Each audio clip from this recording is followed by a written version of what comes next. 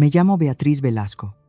Tengo 33 años y hace 4 meses mis padres presentaron una demanda en el juzgado de primera instancia para incapacitarme legalmente, declarar que no soy apta para gobernar mi vida y tomar el control de mi dinero y de todo lo que poseo. Imaginad la escena: una sala de vistas, luces fluorescentes zumbando en el techo. Mi padre sentado junto a un abogado carísimo, con la espalda recta y la mandíbula tensa.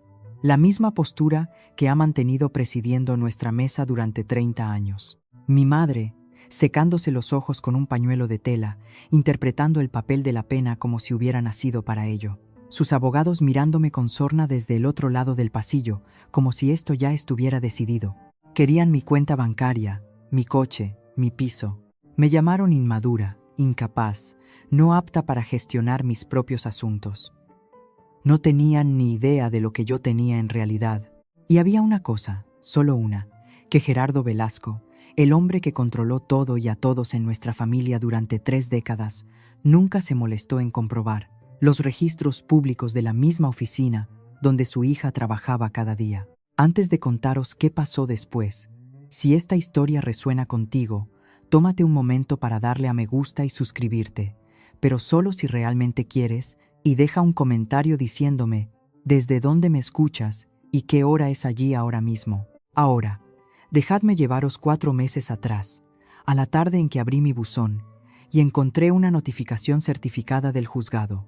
Era un martes de noviembre, lo recuerdo porque los martes eran mis noches de batch cooking. Llegar a casa, revisar la olla lenta, comer algo caliente en mi pequeña mesa de formica, leer 1 hora e irme a la cama.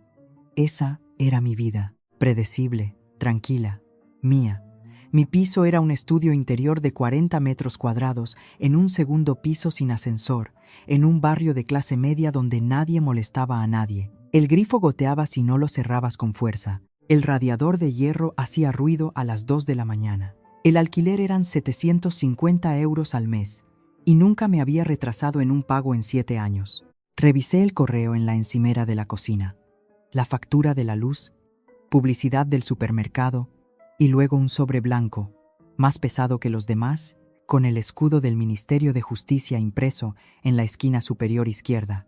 Lo abrí de pie. Demanda de medidas de apoyo a la capacidad jurídica. Demandantes: Gerardo R. Velasco y Dolores M. Velasco. Demandada: Beatriz L. Velasco. Fundamento: la demandada carece de capacidad para el autocuidado y la gestión financiera.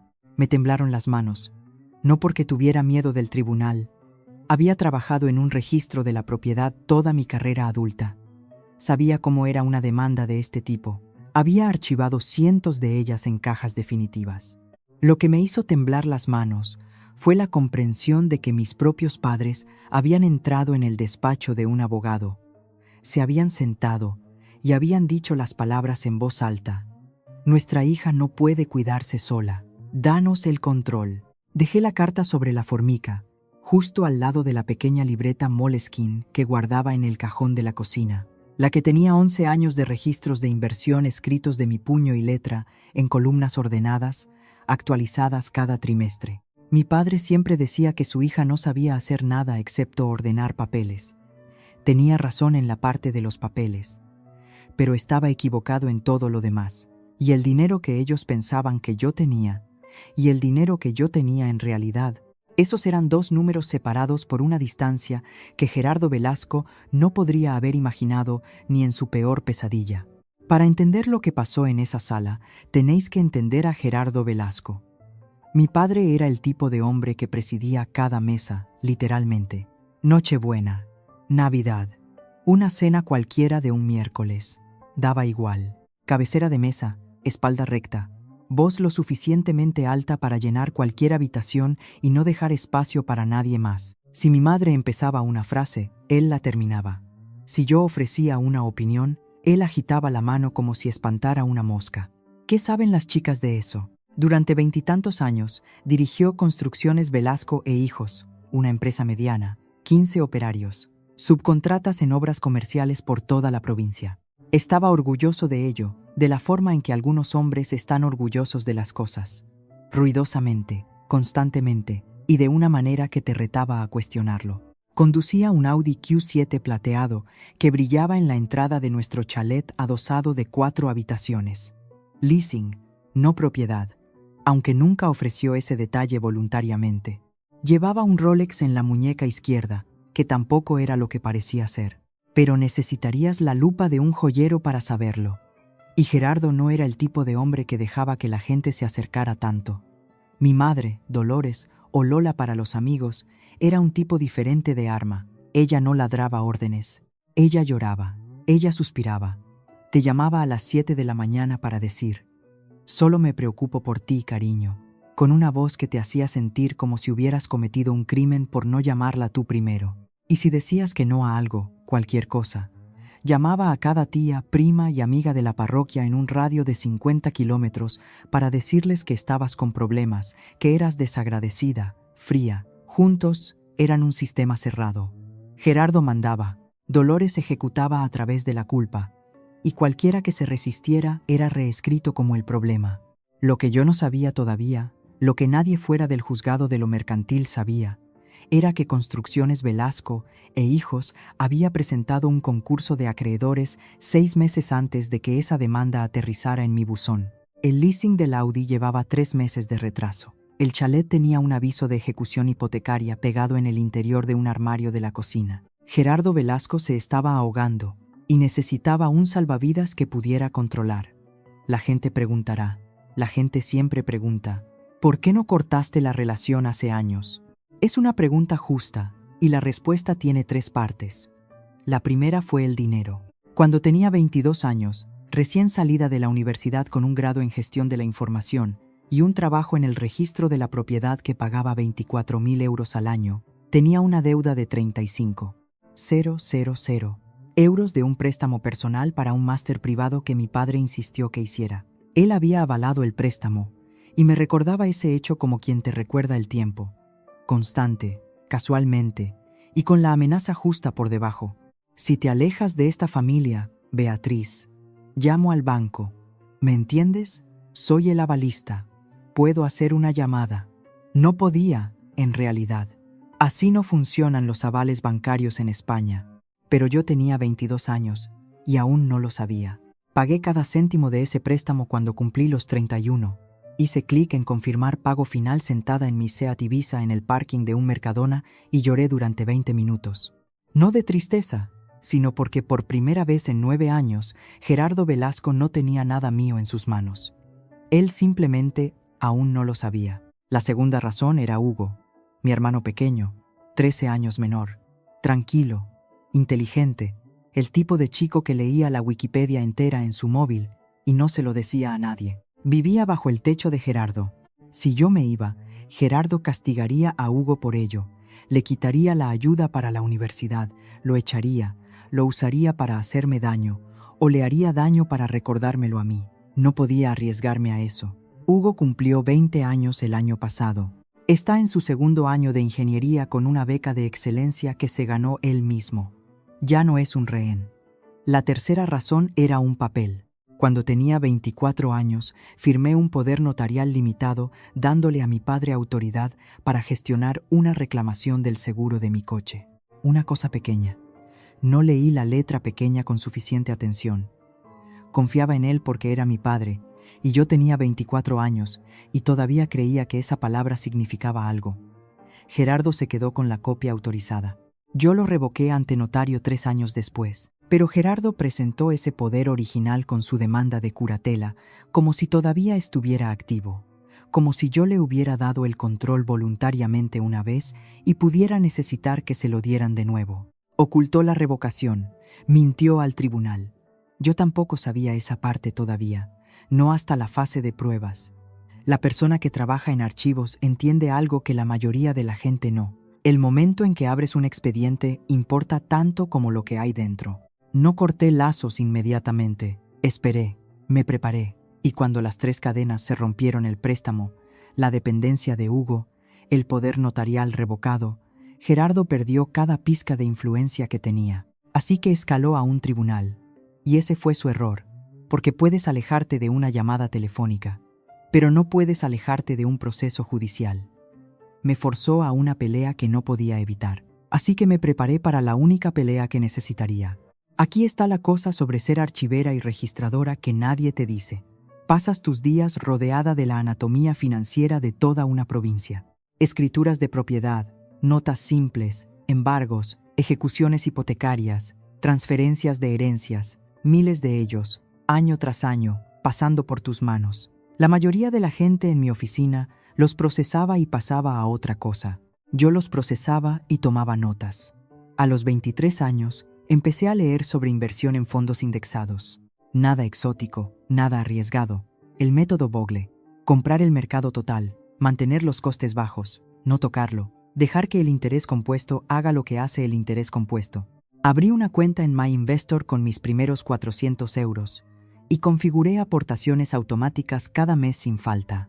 Vivía con menos de 1.000 euros al mes. Estudio, arroz y legumbres, libros de la biblioteca pública, un Seat Ibiza de segunda mano que compré por 5.000 euros al contado, y todo lo demás iba a la cuenta. A los 25 noté algo en el trabajo.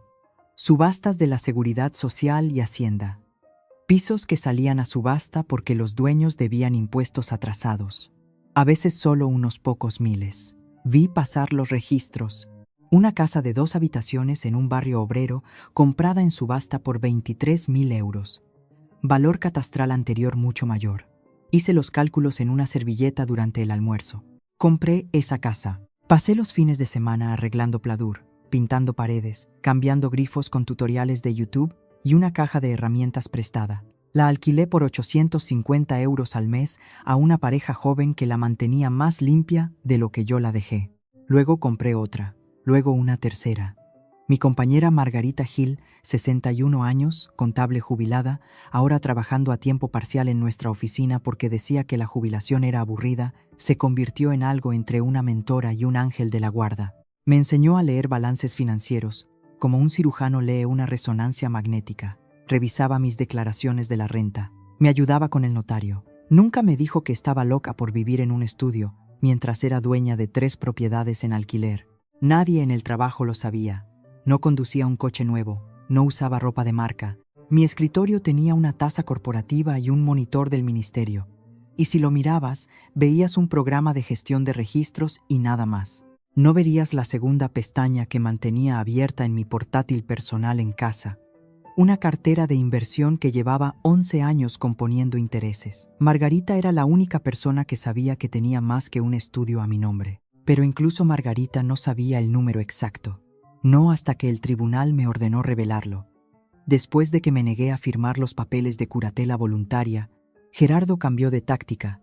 Le concederé esto a mi padre. Cuando quería algo, no perdía el tiempo siendo sutil. Lanzó una campaña no contra un enemigo o un competidor, sino contra su propia hija, con la eficiencia de un hombre que había pasado 3 décadas gestionando cuadrillas de obra y diciéndole a todos a su alrededor qué hacer. En una semana tras mi negativa, hizo llamadas. Mi tía Bárbara, su hermana mayor, la que siempre se sometía a él, me llamó un jueves por la tarde con esa voz impostada que la gente usa cuando cree que alguien podría ser frágil. Cariño, tu padre dice que has estado pasándolo mal. Sabes que puedes hablar conmigo, ¿verdad? Mi primo Patricio me envió un WhatsApp. Oye, he oído que la cosa está chunga. Avísame si necesitas algo. Nunca me había escrito en su vida. La contribución de Dolores fue más quirúrgica. Publicó en Facebook, sin nombres, pero el tipo de publicación donde todos en la familia sabían exactamente a quién se refería. Cuando tu hija rechaza ayuda, todo lo que una madre puede hacer es rezar. Algunas batallas no puedes lucharlas sola. 87 reacciones, 31 comentarios, cada uno de ellos asegurándole que era una madre maravillosa. Mientras tanto, mi móvil vibró 14 veces en un día. Llamadas perdidas de números que reconocía y números que no. Gerardo estaba construyendo una narrativa. Beatriz es inestable. Beatriz está aislada. Beatriz necesita intervención. Y distribuyéndola a todos los que algún día podrían sentarse en el estrado de los testigos. Y entonces los mensajes del propio Gerardo empezaron tarde por la noche, bruscos. ¿Te crees más lista que tu padre? Una chica sin marido, sin vida, viviendo en una caja. Te arrepentirás de esto, Beatriz. No borré esos mensajes. Hice captura de pantalla de cada uno, con fecha y hora, y los guardé en una carpeta etiquetada GV, en un pendrive que guardaba en mi cajón del trabajo. Algo más llegó esa semana, algo más silencioso, más peligroso. Mi tía Bárbara llamó una segunda vez, y esta vez su voz no era solo de preocupación. Estaba ensayada. Cariño, tu padre mencionó que podrías estar lidiando con depresión. Depresión seria. Quiere asegurarse de que estás recibiendo ayuda. Gerardo no estaba solo llamando a parientes, les estaba dando un guión. Entonces el tribunal hizo algo que Gerardo no esperaba que jugara a mi favor. Como parte del proceso estándar de medidas de apoyo, el juez emitió una orden requiriendo a ambas partes presentar una divulgación financiera completa, un inventario detallado de activos, pasivos, ingresos y gastos. Procedimiento estándar, nada inusual, el tipo de papeleo que para la mayoría de la gente es tedioso e invasivo. Para mí fue una invitación. Me senté en mi mesa de formica esa noche y leí la orden judicial 2 veces. Luego, hice algo que no había hecho en años. Sonreí genuinamente. El tipo de sonrisa que empieza detrás de los ojos antes de llegar a la boca. Quieren que el tribunal mire mis finanzas. Bien, dejemos que el tribunal mire. Saqué la libreta Moleskine negra del cajón de mi cocina, la del lomo agrietado por 11 años de uso. Cada página llena con mi letra en columnas ordenadas. Fechas, números de cuenta, precios de compra, ingresos por alquiler, extractos trimestrales de los fondos. Llamé a Margarita a las 8:30 de esa noche. Contestó al segundo tono. Margarita siempre contestaba al segundo tono. Un hábito que decía que venía de 30 años en contabilidad. Nunca dejes esperar a un cliente y nunca dejes que un teléfono suene 4 veces. Margarita, necesito tu ayuda. ¿Puedes ayudarme a compilar todo en una declaración formal de bienes? Todo. Una pausa. Todo, Beatriz. Otra pausa. Esto va a ser un documento del demonio. Lo sé. Nunca lo había sumado todo en un solo lugar antes.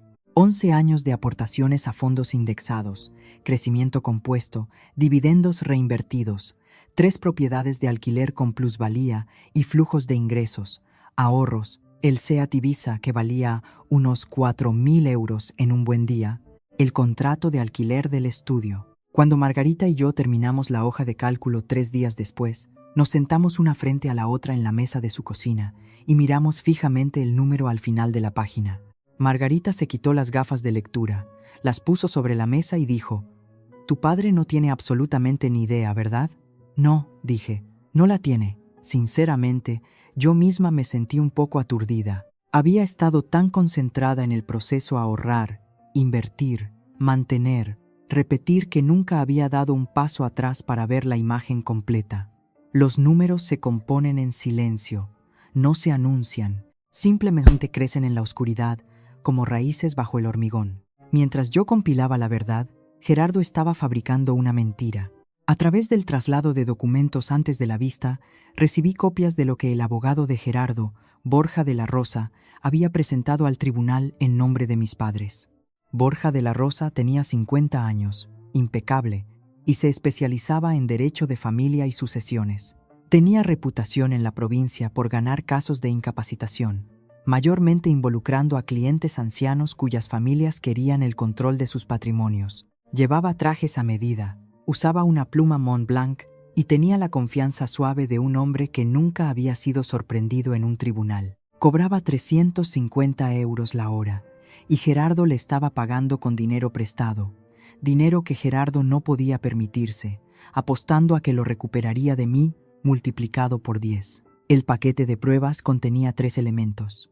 Primero, una declaración jurada de Gerardo y Dolores afirmando que yo vivía en aislamiento, me negaba a mantener relaciones sociales y demostraba incapacidad para gestionar responsabilidades básicas de la vida. Mentiras envueltas en lenguaje legal y firmadas ante notario con cara seria. Segundo, cartas de mi tía Bárbara y un antiguo vecino llamado Tomás Garrido expresando preocupación por mi bienestar. La carta de Bárbara era vaga y emocional. La de Tomás era casi cómicamente escueta. Había vivido a 3 casas de mis padres y no había hablado conmigo en 6 años. Gerardo claramente los había instruido a ambos. Tercero, y este fue el que hizo que se me oprimiera el pecho, un informe psicológico firmado por un médico, el doctor Javier Fuentes. El informe concluía que yo exhibía signos de retraimiento social, disfunción ejecutiva y juicio financiero deteriorado.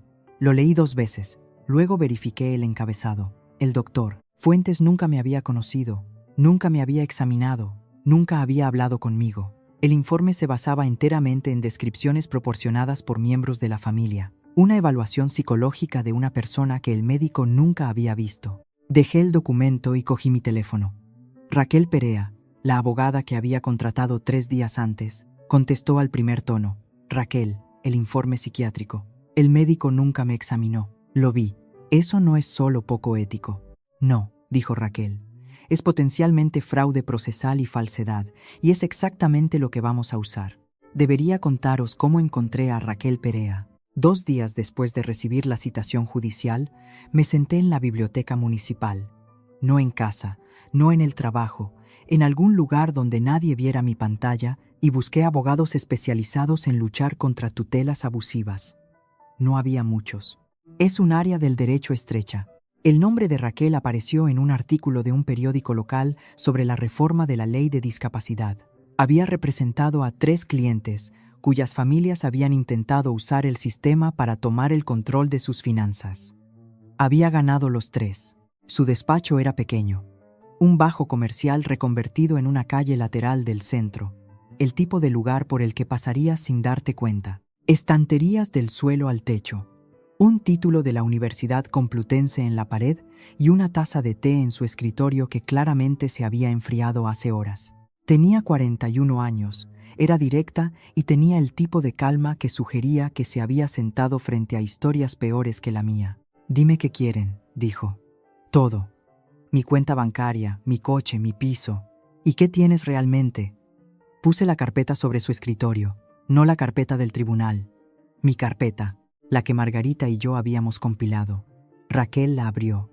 Pasó las páginas lentamente. Observé sus ojos. No reaccionó durante unos 30 segundos. Luego levantó la vista. Tus padres no saben nada de esto. Mi padre nunca me preguntó cuánto gano.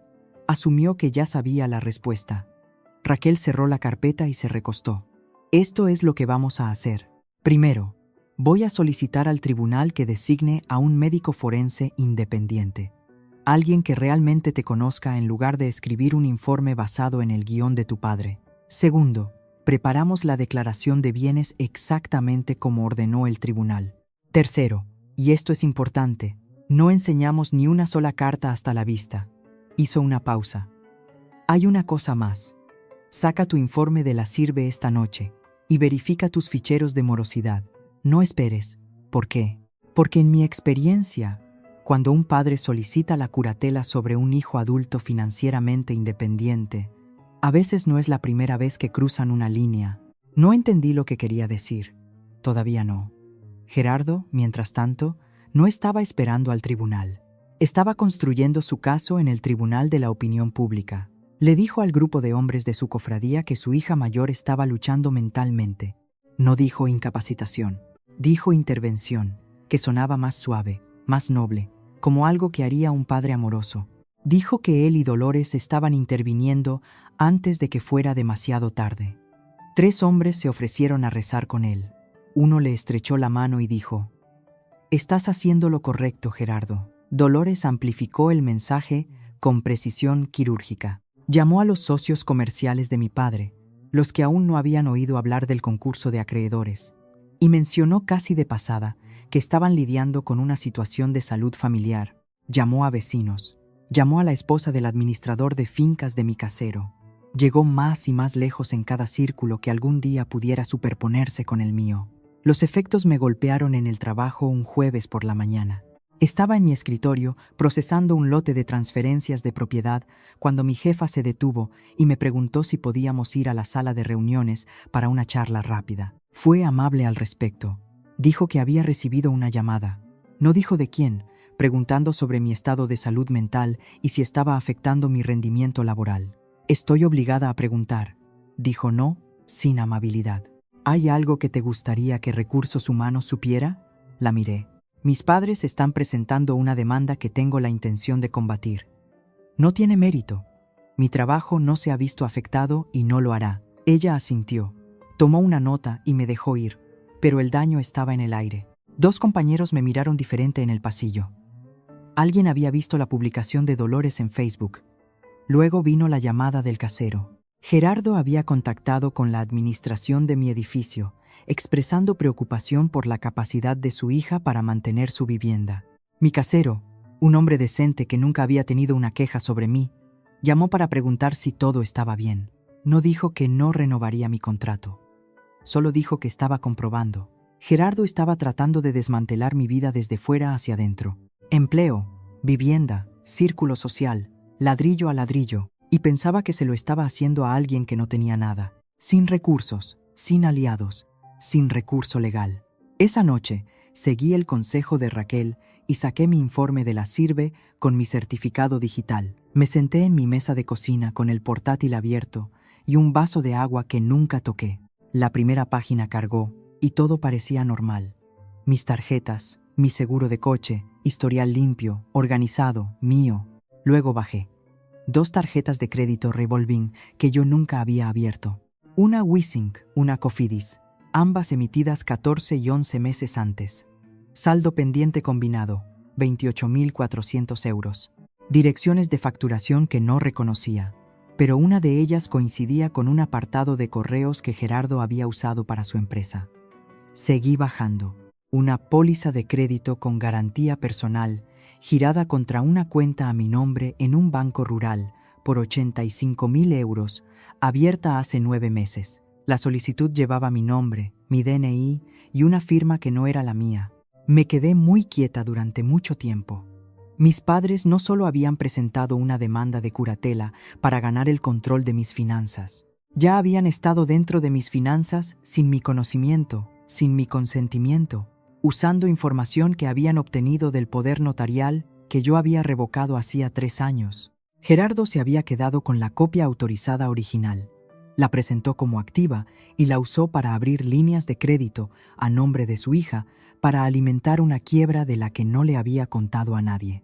341.600 euros. Ese era el total. Tarjetas de crédito más la póliza, más intereses y comisiones que me habían quitado mis padres.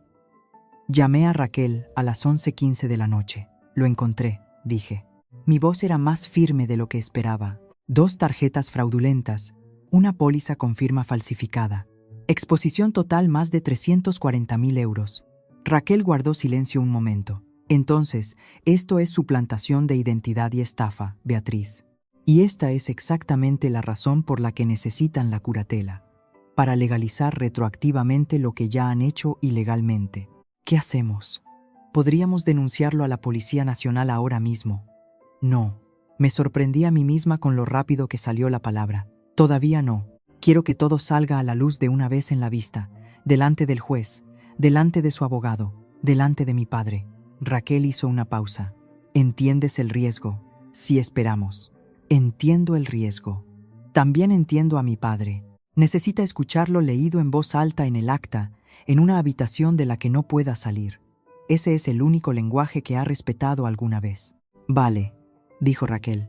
Entonces encargamos una auditoría forense, una firma de auditores independiente, documentada, certificada, admisible, y la adjuntamos a tu declaración de bienes como prueba documental suplementaria. Hazlo. Colgué y me senté en la cocina a oscuras un rato. El grifo goteaba.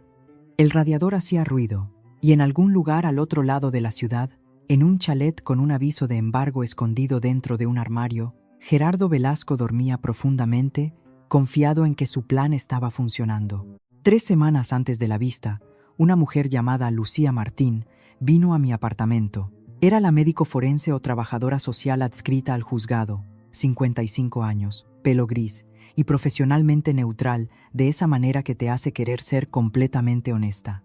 El tribunal le había asignado evaluar si yo era de hecho incapaz de gestionar mi propia vida. Se paró en mi puerta y observó el estudio. 40 metros cuadrados, limpio, organizado, cama hecha, platos lavados, una pequeña estantería contra la pared, facturas en una carpeta en la encimera, todas pagadas, todas al día. ¿Puedo pasar? Por supuesto. Se quedó 90 minutos.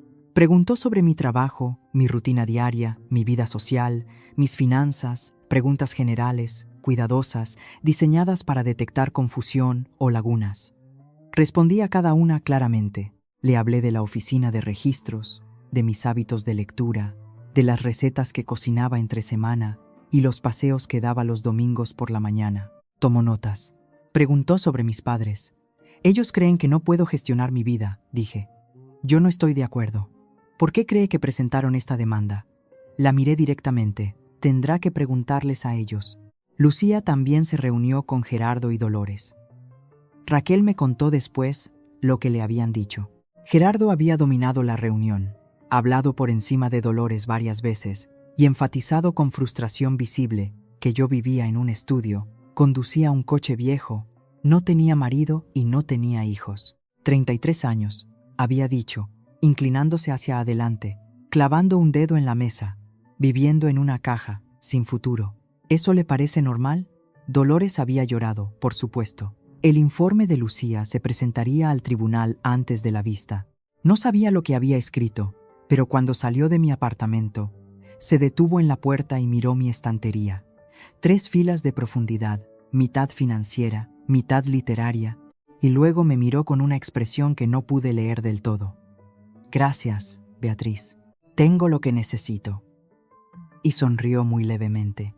3 días antes de la vista, 11:47 de la noche, mi teléfono se iluminó en la mesita de noche. Papá, casi no contesté, pero algo en mí, la parte que había estado esperando 11 años para esta conversación, descolgó. Beatriz. Su voz estaba controlada, de la forma en que se ponía cuando quería que sintieras el peso de su autoridad sin levantar el volumen. Escúchame, tienes que retirar tu oposición. Firma la curatela voluntaria. Tu madre está enferma por esto. Estoy cargando una deuda que no puedes imaginar. Eres nuestra hija, tienes una obligación. Papá, ya he dicho que no. Lo diré de nuevo en el juzgado. Tú, una grieta en el control. ¿Crees que puedes desafiarme frente a un juez? ¿Crees que alguien va a ponerse de tu lado? Eres una chica que ordena papeles en un sótano, Beatriz. Eso es todo lo que has sido siempre. Dejé que el silencio se mantuviera un instante. 1, 2, 3. Verás lo que la chica que ordena papeles puede hacer. Buenas noches, papá. Colgué. Puse el teléfono boca abajo en la mesita. Me senté en la oscuridad en mi mesa de cocina. El archivo de divulgación completado esperaba. 40 páginas con pestañas amarillas. Cada número verificado. Cada documento compulsado. Raquel había confirmado que la auditoría forense estaba hecha. La firma de auditores había rastreado cada transacción no autorizada. Documentado la firma falsificada en la póliza, identificado las solicitudes de tarjetas fraudulentas y las había vinculado directamente a Gerardo y Dolores Velasco. Todo estaba listo. La vista era el martes por la mañana, 72 horas. Miré al techo durante mucho tiempo. La farola de fuera proyectaba un rectángulo pálido a través del yeso. No tenía miedo. No de la forma en que había tenido miedo a los 22, con un préstamo avalado colgando sobre mi cabeza. Esto era diferente. Esta era la clase de quietud que viene antes de entrar en algo que no puedes deshacer. 3 días. 3 días. Y se acabaría. De una forma u otra. Si estás escuchando ahora mismo y sabes lo que es estar despierta por la noche, porque las personas que se suponía debían protegerte son las mismas que amenazan con quitártelo todo, entonces esta historia es para ti. Y lo que viene a continuación es la parte donde casi me rompo. Si quieres seguir, suscríbete y activa las notificaciones para no perderte nada, pero solo si esta historia significa algo para ti. Dejadme llevaros al martes por la mañana. Martes, 8:45 de la mañana. Juzgado de primera instancia. Sala 7. Llegué temprano porque nunca he llegado tarde a nada en mi vida, y no iba a empezar con la vista que determinaría si mantenía el control de mi propia existencia. Llevaba una camisa azul clara abotonada, pantalones oscuros, zapatos planos, sin joyas excepto un reloj sencillo, sin maquillaje, más allá de hidratante y un poco de cacao. Parecía exactamente lo que era. Una funcionaria del registro en su día libre. Nada más. Nada que demostrar. La sala de vistas era más pequeña de lo que la gente imagina. Paredes revestidas de madera, luces fluorescentes que zumbaban débilmente, 2 mesas frente al estrado, una zona para el público con unos 20 asientos, mayormente vacíos. Gerardo y Dolores ya estaban allí. Mi padre se sentó a la izquierda con un traje gris marengo que nunca había visto antes, nuevo o prestado o comprado con una tarjeta que no podía pagar. Su postura era militarmente recta. Dolores se sentó a su lado con un vestido azul marino, aferrando un pañuelo de tela como atrezo en una obra de teatro. Entre ellos, Borja de la Rosa tenía su portátil abierto y su pluma Mont Blanc destapada, los gemelos de plata captando la luz del techo. Parecía un hombre que ya había escrito su alegato final. Detrás de ellos, la tía Bárbara, en la primera fila del público, manos cruzadas en su regazo, y Tomás Garrido, el antiguo vecino, que parecía que preferiría estar en cualquier otro lugar. Caminé hacia la mesa del lado derecho y me senté junto a Raquel Perea. Raquel llevaba una americana oscura, sin accesorios, su maletín cerrado. No miró al otro lado. No lo necesitaba. En nuestra mesa, una carpeta de plástico transparente, pestañas amarillas, 40 páginas. Eché un vistazo al otro lado de la sala. Los dedos de Gerardo tamborileaban en la mesa, un ritmo lento que conocía desde la infancia. Siempre hacía eso cuando se sentía seguro, cuando creía que el resultado ya estaba decidido. Había visto esos dedos tamborilear durante 33 años. El agente judicial llamó al orden. El juez Roberto Calvo tomó asiento, 58 años, pelo plateado, conocido por dos cosas: justicia y tolerancia cero con la pérdida de tiempo. En el asunto de Velasco contra Velasco, anunció el secretario judicial demanda de medidas de apoyo a la capacidad jurídica. Había comenzado. Borja de la Rosa se puso de pie primero. Se abrochó la chaqueta con una mano, un movimiento fluido y practicado, y se dirigió a su señoría con la confianza medida de un hombre que sabía exactamente cuántas veces había ganado. Su señoría, estamos aquí hoy por una genuina preocupación por el bienestar de Beatriz Velasco, de 33 años de edad. La señorita Velasco vive sola en un estudio, mantiene un contacto social mínimo, gana un sueldo modesto como auxiliar de archivo en el registro de la propiedad y ha mostrado durante un periodo sostenido una incapacidad para establecer o mantener el tipo de vida personal y profesional que refleja un juicio sano y autosuficiencia. Hizo una pausa para el efecto, el tiempo justo. Sus padres, Gerardo y Dolores Velasco, no están aquí como adversarios, están aquí como padres. Padres preocupados que han visto a su hija retirarse de la familia, de la comunidad, de las oportunidades, y que creen sinceramente que una curatela representativa es la intervención más amorosa que pueden ofrecer. Introdujo la declaración jurada, la de Gerardo clínica, controlada, un retrato de preocupación paternal, la de Dolores emocional, llorosa, la angustia de una madre. Presentó las cartas de Bárbara y Tomás Garrido. Solo estamos preocupados por ella. Está tan aislada. No es normal. Luego presentó el informe del doctor Fuentes. Lo sostuvo con ambas manos. Dejó que el juez viera el encabezado con apariencia oficial. Una evaluación psicológica cualificada, su señoría, realizada por el doctor Javier Fuentes, concluyendo que la señorita Velasco exhibe marcadores consistentes con disfunción ejecutiva y capacidad disminuida para la gestión financiera autodirigida. Dolores lloraba suavemente ahora, secándose los ojos a intervalos medidos.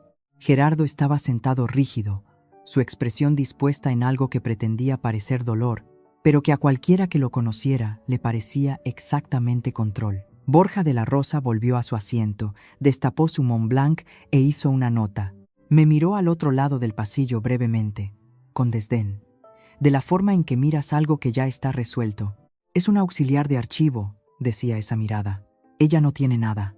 Me senté a través de todo ello. Cada palabra. Incapaz, aislada, incapaz de gestionar. La actuación de Dolores con el pañuelo. La preocupación ensayada de Bárbara. El testimonio vago e incómodo de Tomás Garrido sobre cómo yo no salía mucho cuando vivía a 3 puertas de él. Hace 6 años, cuando tenía 27 y pasaba cada fin de semana reformando una casa que él no sabía que yo poseía. Me senté a través de Borja de la Rosa, describiendo mi vida como evidencia de fracaso. Un estudio, un coche viejo, un trabajo público, una mujer sola, debajo de la mesa, mis manos eran puños, no de ira, de contención, 11 años de contención comprimidos en una sola mañana.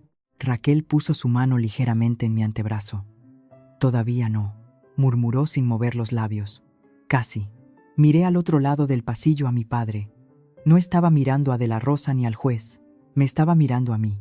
Y en sus ojos vi algo que había estado viendo desde que tenía edad suficiente para entenderlo. Certeza. No de que tuviera razón.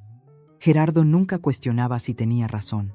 Certeza de que el mundo estaba organizado de la manera que él siempre había creído, que las hijas se quedaban pequeñas, que la autoridad siempre ganaba, que la persona que hablaba más alto poseía la habitación. No parpadeó. Yo tampoco. Bajé la cabeza durante 3 segundos. Inspiré por la nariz, expiré por la boca. Luego enderecé la espalda, puse ambas palmas planas sobre la mesa y miré al frente. Mi padre me enseñó algo que nunca pretendió enseñar. Cuando te han subestimado toda tu vida, aprendes a prepararte para todo, porque sabes que nadie te dará una segunda oportunidad. La carpeta estaba entre Raquel y yo en la mesa. Pestañas amarillas, 40 páginas, cada número verificado. Gerardo había traído una narrativa, yo había traído los recibos. El juez Calvo se giró hacia nuestro lado. Letrada Perea, ¿desea la parte demandada presentar respuesta? Raquel se levantó, se abrochó la americana. Sí, su señoría, y nos gustaría comenzar con el informe de la trabajadora social del juzgado. Raquel no se apresuró, no actuó, simplemente pidió al tribunal que leyera el informe presentado por Lucía Martín. El secretario abrió el documento sellado y leyó el resumen para el acta. La trabajadora social realizó una evaluación presencial de 90 minutos de la demandada en su residencia. La demandada demostró plena capacidad cognitiva, incluyendo articulación clara de responsabilidades financieras, historial de empleo consistente, condiciones de vida organizadas y sin indicadores clínicos de juicio deteriorado o disfunción ejecutiva. Gerardo descruzó las piernas, las volvió a cruzar. La investigadora señala además que la caracterización de los demandantes sobre la demandada como aislada e incapaz de mantener relaciones sociales es inconsistente con el historial de empleo estable de 11 años de la demandada, el entorno doméstico organizado y la presentación articulada durante la evaluación. Borja de la Rosa dejó de escribir. Su Mont Blanc flotaba sobre su bloc de notas. Adicionalmente, la evaluación psicológica presentada por los demandantes fue firmada por el doctor Javier Fuentes, quien no tiene registro documentado de examen clínico directo de la demandada. La evaluación parece haber sido preparada únicamente a partir de descripciones proporcionadas por miembros de la familia, lo que plantea serias preocupaciones éticas y probatorias. La sala estaba en silencio, el tipo de silencio que tiene textura, donde puedes sentir el aire cambiar. El juez Calvo levantó la vista de su copia del informe. Miró a Borja de la Rosa, luego a Gerardo, luego al informe de nuevo. Letrado de la Rosa, dijo el juez, su voz plana y precisa. ¿Era usted consciente de que el doctor Fuentes no realizó un examen directo de la paciente? Borja de la Rosa abrió la boca, la cerró y luego dijo: Su señoría, el doctor Fuentes es un colegiado. Esa no fue mi pregunta. Estaba bajo la impresión de que se había realizado una evaluación. Volveremos a eso. El juez tomó una nota. Letrada Perea, por favor continúe. El pañuelo de Dolores había dejado de moverse. Las manos de la tía Bárbara ya no estaban cruzadas. Se agarraban la una a la otra, y los dedos de Gerardo habían dejado de tamborilear en la mesa. Por primera vez en la vista, la habitación no se movía en su dirección. Raquel dejó aterrizar el silencio. Luego habló. Su señoría, también nos gustaría presentar la declaración de bienes de la demandada ordenada por el tribunal, preparada en pleno cumplimiento con la directiva judicial y verificada por un tasador independiente. Además, hemos adjuntado un documento suplementario que creemos es directamente relevante para la verdadera motivación detrás de esta demanda. Entregó la carpeta al agente judicial. Era la misma carpeta de plástico transparente que había estado en nuestra mesa desde las 8:45 de esa mañana. Pestañas amarillas, 40 páginas. El agente la llevó al estrado. El juez Calvo la aceptó sin expresión y comenzó a hojearla. Se detuvo, volvió atrás, leyó de nuevo. Al otro lado del pasillo, Borja de la Rosa observaba el cambio de manos de la carpeta con el ceño fruncido. Se inclinó hacia Gerardo y susurró algo. Gerardo negó con la cabeza, despectivo, impaciente. Pude ver sus labios moverse. Ella no tiene nada. Raquel se dirigió al tribunal. Su señoría. Solicitamos respetuosamente que el oficial del tribunal lea el inventario de activos para el acta, como es estándar en procedimientos de oposición a medidas de apoyo. El juez Calvo asintió. Proceda. El secretario, un hombre de unos 50 años, con el tipo de barítono medido que hacía que todo sonara como un veredicto, abrió la carpeta en la primera sección con pestañas. Miré a Gerardo una última vez antes de que empezara. Estaba recostado en su silla ahora, piernas cruzadas, una mano descansando sobre la mesa. Compuesto, seguro, todavía seguro. Pensaba que esto era una formalidad. El perfil financiero de una mujer de 33 años que vivía en un estudio y conducía un Seat Ibiza de 10 años. Estaba a punto de aprender cuán equivocado estaba. El secretario se aclaró la garganta. Pero antes de deciros lo que había en esa carpeta, necesito llevaros a la noche anterior a la vista, 9:43 de la tarde. Mi teléfono sonó. No Gerardo, no Dolores. Un número con el prefijo de la ciudad de Hugo donde estudiaba. Beatriz, la voz de mi hermano, baja y tensa, la forma en que suena cuando intenta estar tranquilo sobre algo, sobre lo que no está tranquilo en absoluto. Celo de la vista mañana. Hugo, compré un billete de autobús. Estaré en el juzgado a las 8. No tienes que hacer esto. Sí, tengo que hacerlo. Una pausa. Ruido de fondo. El sonido amortiguado de un pasillo de residencia universitaria. Música de alguien a través de una pared. Beatriz, escucha. Oí a papá al teléfono con su abogado la semana pasada. Estaba en la cocina haciéndome un bocadillo y él estaba en el garaje con la puerta entreabierta y no sabía que yo estaba allí. Se me oprimió el pecho, dijo. Estas son sus palabras exactas. La chica probablemente tiene 30 o 40 mil en el banco. Eso es suficiente para cubrir unos meses de pagos. Una vez que salga la curatela, vendo su coche y el traspaso del alquiler y reestructuramos. La voz de Hugo se endureció. Te llamó la chica, Beatriz. No por tu nombre. La chica. Y luego le dijo a su abogado. Solo consígueme la firma. Ella no va a luchar. No tiene lo que hay que tener. Presioné mi palma plana contra la mesa de la cocina. La veta de madera estaba fría bajo mis dedos. Y hay algo más, dijo Hugo. Lo grabé. Toda la conversación, 18 minutos. Hugo, antes de que digas nada, lo comprobé. ¿Tú eras parte de la conversación o estabas presente en el domicilio familiar? Espera, ¿te vio? No, pero estaba grabando notas de voz para clase y se quedó grabado. Beatriz, es legal si demuestra un delito. Cerré los ojos. Por primera vez en meses, sentí algo más que presión. Me sentí no sola. Me has estado protegiendo desde que tenía 7 años, dijo Hugo. Tengo 20 ahora. Es mi turno. Enam Saken Lima Blas AM. La mañana de la vista, luz gris a través de la ventana del baño. Me paré frente al espejo, camisa a medio abrochar y me miré a los ojos. Sin charla motivacional. Sin monólogo interno dramático. Solo una mujer vistiéndose para el día más importante de su vida adulta. Mi teléfono vibró.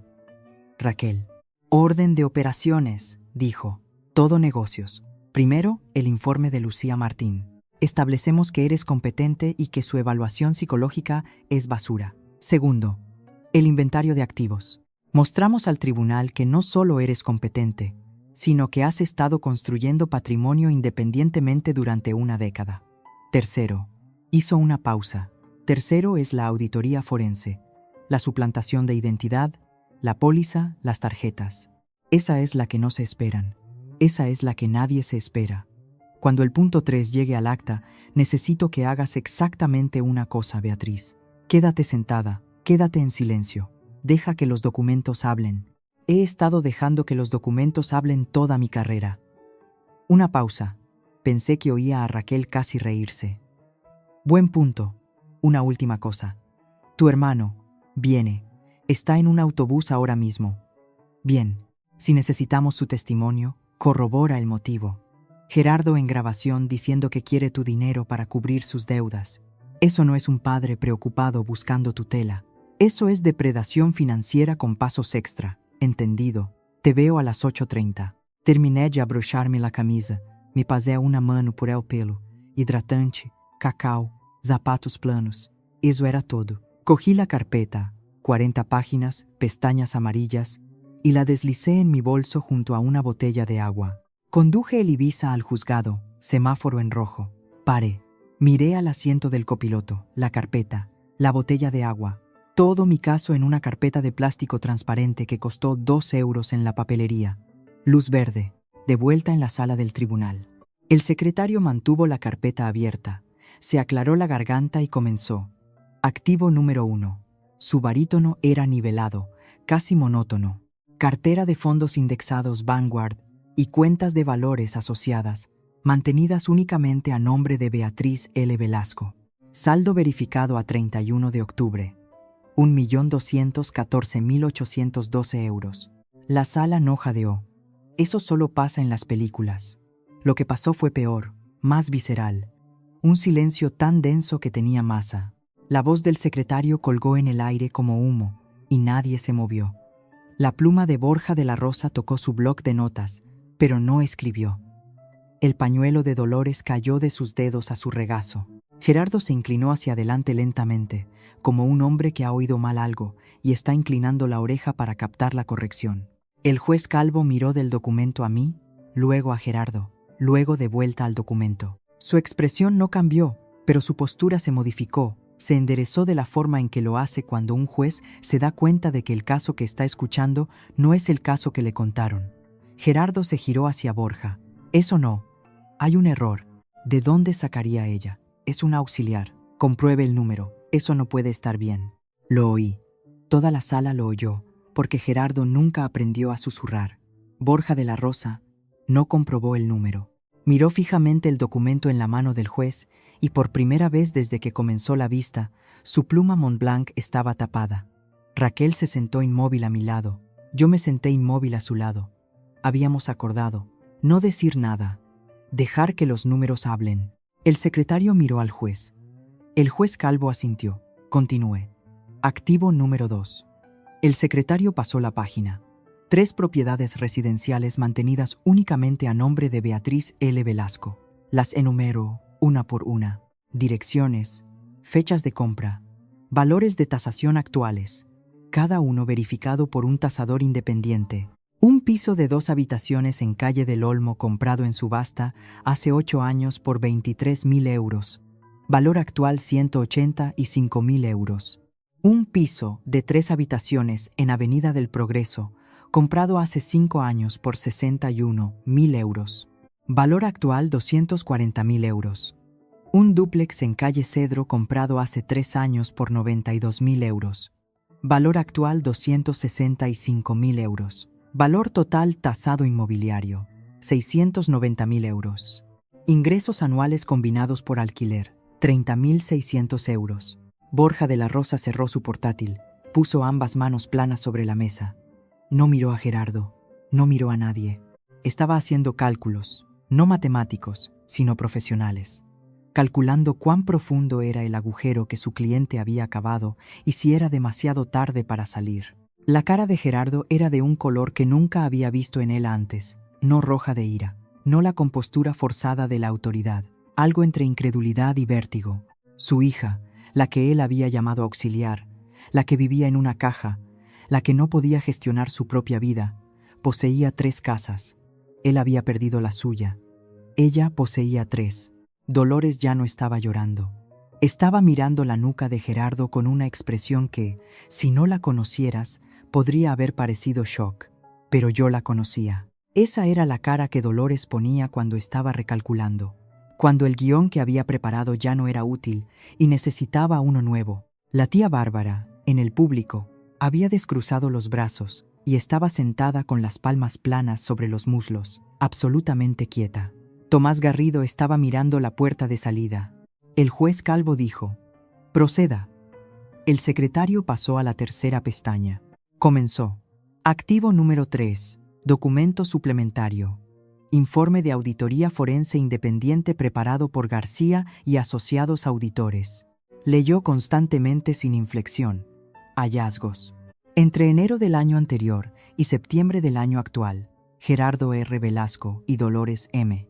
Velasco ejecutaron transacciones financieras no autorizadas por un total de 341.600 euros, utilizando la información de identificación personal de la demandada Beatriz L. Velasco. Continuó. Las transacciones incluyen 2 tarjetas de crédito abiertas vía suplantación de identidad, saldo combinado 28.400 euros, una póliza de crédito por valor de 85.000 euros, obtenida utilizando un poder notarial revocado y una firma falsificada, retiradas adicionales no autorizadas, transferencias de saldo y comisiones asociadas por un total de 228.200 euros. La mano del juez Calvo se levantó. «Pare». El secretario paró. El juez miró fijamente la página.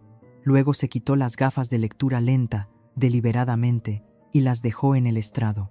Miró a Gerardo Velasco. Miró a Dolores Velasco. Miró a Borja de la Rosa, cuya cara se había drenado al color de las paredes de la sala. «Que entre seguridad», dijo el juez Calvo. No un grito. Peor. La voz de hierro calmado de un hombre que acababa de descubrir que estaba siendo utilizado. Ahora, Gerardo se puso de pie. La silla raspó el suelo. Eso es un malentendido, su señoría. Soy su padre. Señor Velasco, siéntese. 2 agentes de seguridad entraron por la puerta lateral y se colocaron cerca de la salida. Gerardo se sentó. Sus manos temblaban, las mismas manos que habían tamborileado la mesa en triunfo hacía 5 minutos. La cara de Dolores estaba blanca, su boca ligeramente abierta, el pañuelo olvidado en el suelo. No hablé, no me moví. Me senté con las manos en mi regazo y dejé que el papel hiciera lo que el papel hace mejor. Contó la verdad. La puerta de la sala se abrió de nuevo. No seguridad esta vez. Hugo entró con una sudadera de la universidad y vaqueros, una mochila sobre un hombro, un chico de 20 años que parecía haber viajado en autobús toda la noche para llegar aquí porque lo había hecho. Sus ojos encontraron los míos primero. Le di el asentimiento más pequeño que pude manejar sin romperme. Raquel se levantó. «Su señoría, tenemos un testigo adicional. Hugo Velasco, 20 años de edad, hijo de los demandantes». Gerardo giró en su silla. «Hugo, ¿qué estás?» Se contuvo, miró al juez, bajó la voz. «¿Qué haces aquí?» Hugo no respondió a su padre. Caminó al estrado, se sentó y miró directamente al juez Calvo. «Su señoría, hace una semana oí a mi padre hablar por teléfono con su abogado desde el garaje de nuestra casa familiar. Yo estaba en la cocina adyacente.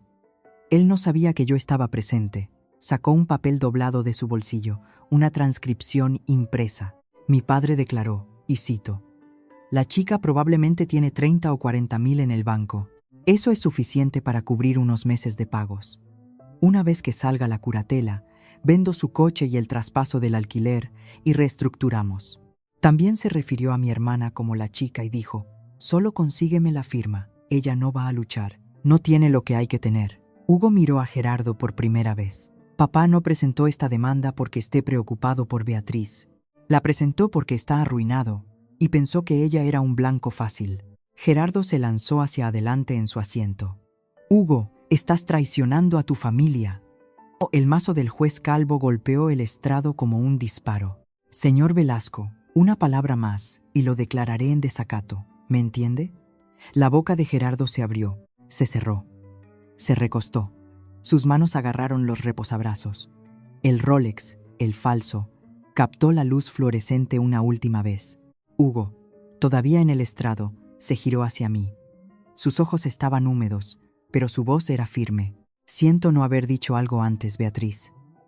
Apreté los labios. No podía hablar, pero mantuve su mirada y esperé que entendiera que no había nada en el mundo que perdonar. El juez Calvo se quitó las gafas de nuevo. Las colocó en el estrado con la precisión de un hombre que estaba eligiendo sus siguientes palabras con mucho cuidado. La sala estaba absolutamente quieta, seguridad en las puertas. Gerardo bloqueado en su silla, Dolores inmóvil, Borja de la Rosa con su portátil cerrado y sus manos en su regazo, mirando un punto en la mesa como si quisiera desaparecer en él. El tribunal ha escuchado suficiente evidencia para emitir una determinación sobre este asunto. La voz del juez Calvo era medida, cada palabra deliberada. Primero, la demanda de medidas de apoyo sobre Beatriz L. Velasco es denegada. No hay evidencia creíble, ninguna, de que la demandada carezca de capacidad para el autocuidado o la gestión financiera. Al contrario, la evidencia presentada hoy demuestra un nivel de competencia financiera y disciplina que la mayoría de los adultos en esta sala, incluido este tribunal, encontrarían excepcional. Dejó que eso se asentara. Segundo, la evaluación psicológica presentada por los demandantes, firmada por el doctor Javier Fuentes, fue preparada sin ningún examen directo de la demandada.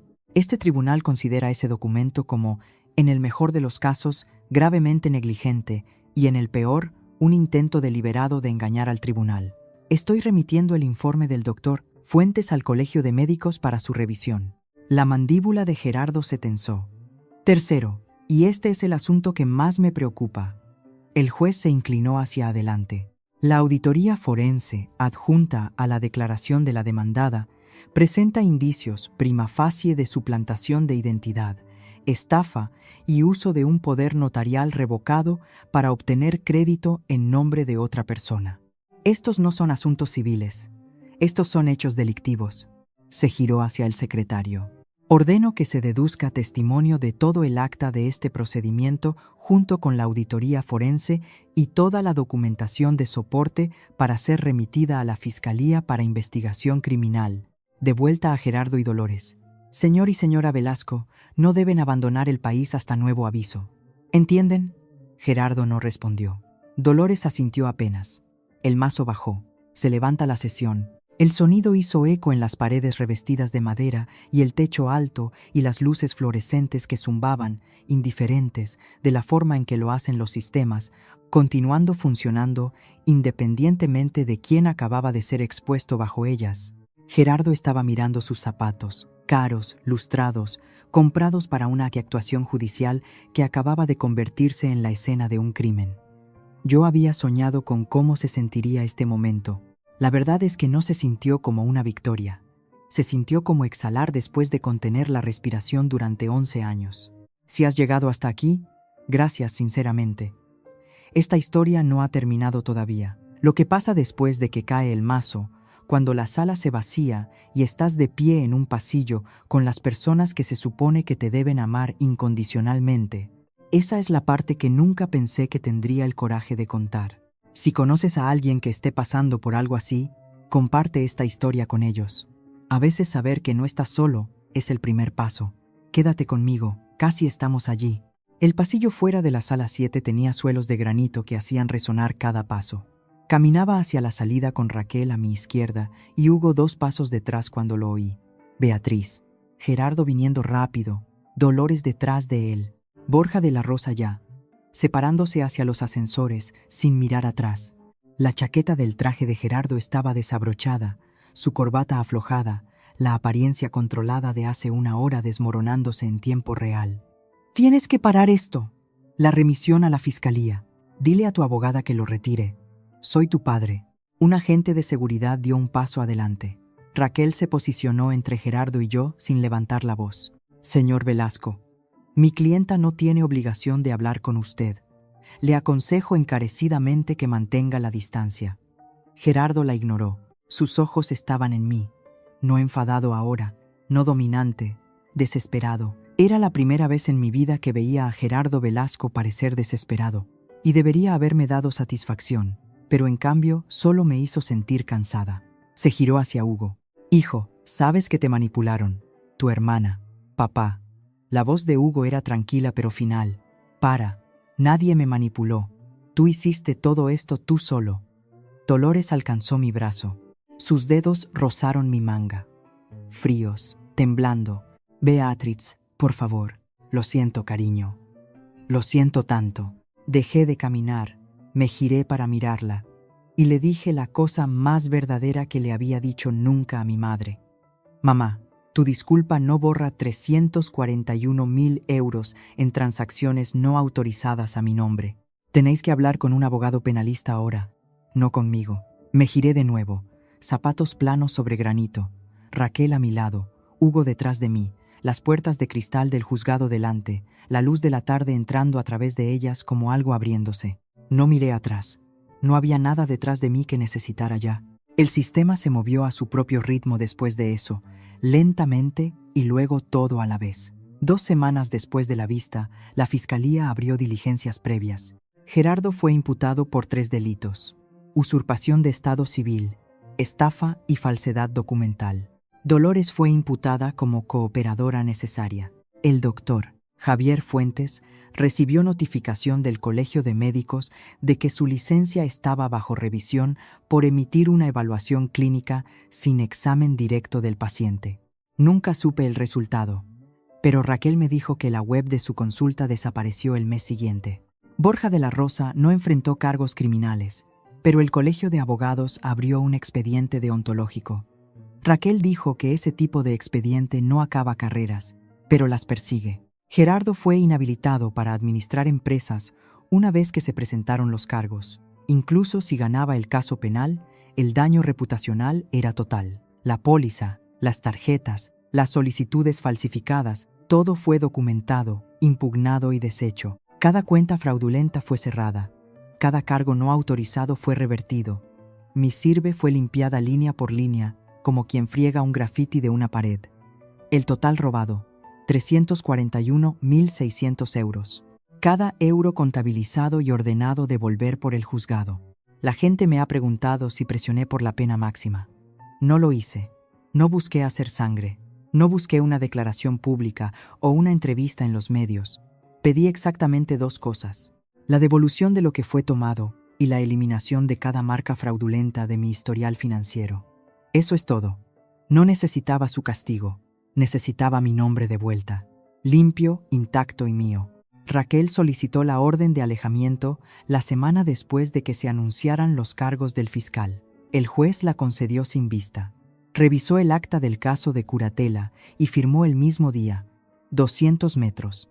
Sin contacto directo, sin contacto indirecto, sin comunicación a través de terceros. Una línea clara, legal y ejecutable dibujada en papel. El tipo de documento que había pasado mi carrera archivando para otras personas y nunca imaginé que necesitaría para mí misma. Cambié mis cerraduras, cambié mi número de teléfono, me di de alta en las listas de exclusión publicitaria y bloqueé accesos. El equivalente digital de atornillar cada puerta y ventana y luego soldarlas. Nadie abre nada en mi nombre sin mi autorización explícita, verificada en persona, nunca más. Lunes por la mañana. Entré en el registro de la propiedad a las 7:58 de la mañana. Mismo escritorio, misma taza, mismas luces fluorescentes. Margarita Gil ya estaba allí. Ella siempre estaba allí primero. Pero esta mañana, en lugar de su saludo habitual, estaba de pie en mi escritorio con una taza de café de la pequeña máquina Nespresso que guardaba en la sala de descanso. Leí sobre la vista, dijo. No pidió detalles. Margarita era el tipo de persona que entendía que lo mejor que puedes ofrecer a alguien después de una guerra es normalidad. ¿Estás bien? Cogí la taza. Estaba caliente. El café era oscuro y fuerte, nada como el de la máquina expendedora que había estado bebiendo durante 7 años. Una pequeña ceremonia, un reconocimiento silencioso de que algo había cambiado. Estoy bien, dije. Primera vez en mucho tiempo. Margarita asintió. Palmeó mi hombro una vez firmemente, de la forma en que hacía todo, y volvió a su escritorio. Me senté, abrí mi pantalla, transferencias de propiedad, registros fiscales, notificaciones, la maquinaria ordinaria de una oficina provincial zumbando sin cambios. Una orden de alejamiento no es un castigo, no es venganza, es una declaración en lenguaje legal que dice: esta es la línea, y tú te pusiste al otro lado de ella. No dibujé la línea por odio, la dibujé porque finalmente entendí que el amor sin límites no es amor, es acceso. Hugo vino a mi apartamento por primera vez el sábado después de la vista. Se paró en la entrada de mi estudio de 40 metros, mochila al hombro, y miró alrededor con una expresión atrapada en algún lugar entre la diversión y la incredulidad. ¿Vives aquí? Posees 3 casas más y vives aquí. El alquiler son 750 euros. Se rió, de verdad. Una risa real, no la cuidadosa y cautelosa que había aprendido a producir en casa de Gerardo. Dejó caer su mochila junto a la puerta y se sentó en el suelo, porque solo había una silla y yo ya estaba en ella. Lo siento, dijo más tranquilo ahora. Sabía cómo era papá. Sabía cómo era durante años.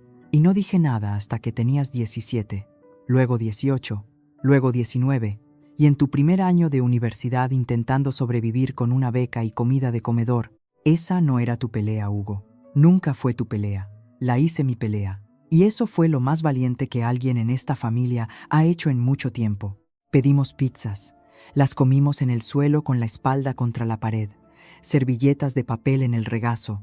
2 vasos de agua del grifo. Sin vino, sin ceremonia, sin pretensiones. La ventana estaba abierta y el aire de la tarde entraba con el sonido del tráfico y la radio de un vecino. Beatriz. Sí. ¿Me enseñarás sobre inversión? Lo miré, 20 años. Mancha de café en su sudadera, salsa de tomate en su pulgar. Mi hermano pequeño, que había viajado en autobús toda la noche para sentarse en un tribunal y decir la verdad sobre su propio padre. Paso 1. Abre una cuenta en MyInvestor. Paso 2. Nunca, jamás se lo digas a papá. Sonrió. Le devolví la sonrisa. Y por primera vez en más tiempo del que podía recordar, mi apartamento no se sentía pequeño. Se sentía exactamente del tamaño correcto. 6 meses después, Gerardo aceptó un acuerdo de conformidad. 2 años de prisión, multa y restitución completa de los 341.600 euros pagaderos en plazos estructurados. Dolores recibió una pena menor por colaboración. Ninguno de los dos entró en prisión. El sistema los procesó de la forma en que el sistema procesa a los delincuentes primarios no violentos, firmemente, pero sin crueldad teatral. El chalet fue ejecutado por el banco y vendido en subasta. Gerardo y Dolores se mudaron a un apartamento de una habitación en un pueblo a 30 kilómetros. Sé esto no porque los buscara, sino porque Hugo lo mencionó una vez brevemente y luego cambió de tema. No les llamo, no me llaman, no por la orden de alejamiento. Esa es solo la frontera legal. La frontera real es más antigua y profunda, y se construyó durante 33 años de que me dijeran que yo no era suficiente. En el trabajo fui ascendida. Técnica superior de gestión, un título que vino con un pequeño aumento y una nueva placa en mi escritorio. La puse junto al recibo enmarcado de mi último pago del préstamo. 2 documentos, uno al lado del otro. Uno que marcaba el final de una deuda. Uno que marcaba el comienzo de ser vista. Sigo en el estudio, pero por primera vez he estado mirando casas no para inversión, no para ingresos por alquiler. Para mí, un lugar donde realmente viviría. Con una cocina lo suficientemente grande para cocinar una comida real y un patio donde podría poner una silla y sentarme al sol y no deberle a nadie una explicación de cómo paso mi tiempo. Alguien me preguntó recientemente si he perdonado a mis padres. Pensé en ello durante mucho tiempo. Lo que dije fue, el perdón es asunto mío. Las consecuencias son del tribunal y los límites pertenecen a ambos. Así que, esa es la historia. Soy Beatriz Velasco, 33 años, 34 el mes que viene. En realidad, funcionaria del registro, dueña de un SEAT Ibiza con 180.000 kilómetros, un estudio que elegí, 3 propiedades alquiladas que me gané y una cartera de fondos que he estado alimentando desde que tenía 22 años. Mi padre me llamó la chica que ordena papeles. No estaba equivocado. Pasé 11 años ordenando papeles, escrituras, notas simples, embargos, registros financieros. Aprendí el lenguaje de la propiedad y la pérdida viéndolo pasar por mis manos 8 horas al día, 5 días a la semana. Y en algún lugar del camino, el papel me enseñó algo que Gerardo Velasco nunca pretendió. Que la persona más silenciosa de la sala puede construir lo máximo. No hice nada de eso para demostrarle que estaba equivocado. Esa es la parte que la gente confunde. Lo hice porque era mío. Cada euro, cada hora de reforma de fin de semana, cada extracto trimestral, mío, construido en silencio, mantenido en disciplina y defendido en un tribunal cuando las personas que deberían haber estado orgullosas de mí intentaron quitármelo en su lugar. Pienso en esa vista a veces. El sonido de la voz del secretario leyendo números para el acta. El momento en que las luces fluorescentes parecieron más brillantes de lo que habían sido toda la mañana. La forma en que los dedos de Gerardo finalmente dejaron de tamborilear la mesa. No pienso en ello con satisfacción. Pienso en ello con una especie de claridad exhausta. La claridad que sientes cuando has cargado algo pesado durante mucho tiempo y luego lo sueltas y te das cuenta de que te tiemblan las manos. No porque seas débil, sino porque fuiste fuerte por más tiempo del que sabías. Ordeno papeles, guardo registros, presto atención a la letra pequeña y construí mi vida bajo mis propios términos, cada página de ella. Esa es mi historia. Gracias por quedaros hasta el final. Si esto llegó a algo dentro de ti, adelante, dale a me gusta, suscríbete y comparte. No por los números, sino porque en algún lugar ahí fuera, alguien está sentado solo ahora mismo preguntándose si es lo suficientemente fuerte para dibujar la línea. Hazle saber que la respuesta es sí. Y si quieres escuchar más historias como esta, revisa la descripción abajo. Hay otra esperándote.